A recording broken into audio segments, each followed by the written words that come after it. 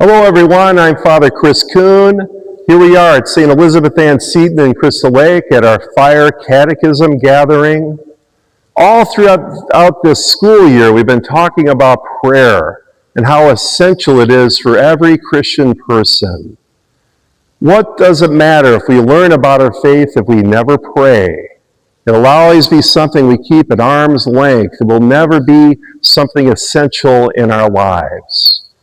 Last month, we talked about mystical prayer, Christian meditation. Well, you can see I'm in our sanctuary here at St. Elizabeth because I want to talk about the Holy Mass being our essential prayer, the greatest prayer of Christendom. You might remember that at the Mass, what we're doing is a memorial. It's the representation of Jesus' passion, death, and resurrection in an unbloody way, applying the graces of something that happened 2,000 years ago to us today. I don't know about you, in the crazy world that we live in, we need grace. We need connection with that greatest event of our salvation, and we need it every week. Right from the beginning of the church until today, we've had a Sunday obligation, because the Christian community realized how essential the Mass is for Christian people. To be exposed to this powerful mystery, receive communion, gather as Christian families and individuals as a community, and to do our greatest prayer together. Even before the Bible, it was the Mass that brought people together in the Christian church. And people literally would die for the Mass. In that early time of persecution in the church, it was so essential.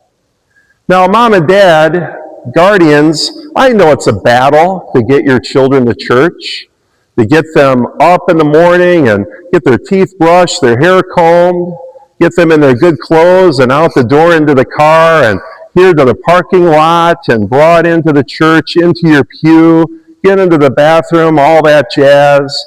It's a struggle, and I thank you for doing the best you can to engage in that struggle every Sunday. And I'm sorry if there might be somebody here on a particular Sunday unhappy with a child who might be misbehaving or fidgeting or crying.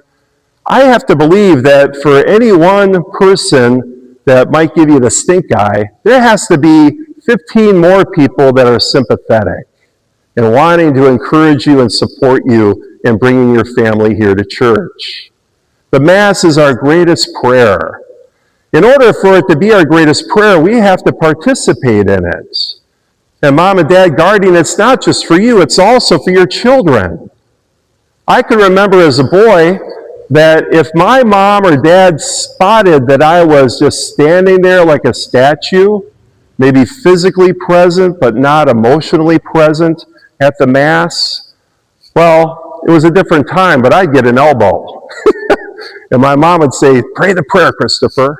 And I'd get going on the Our Father prayer. And if she saw I wasn't praying the creed, the statement of faith, well, guess what? I'd get a missalette in my hand.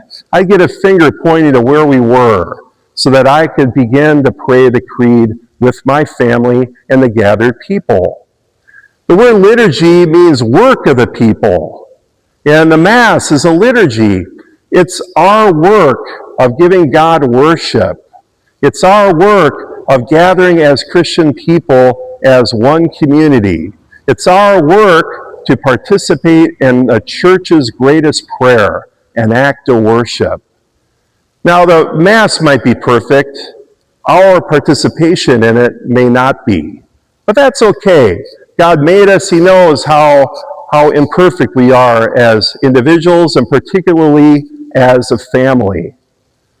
I just encourage you to come and participate regularly every Sunday and do the good work of worshiping God and making the perfect prayer your prayer, my prayer, our prayer as Christian community. Thanks for listening.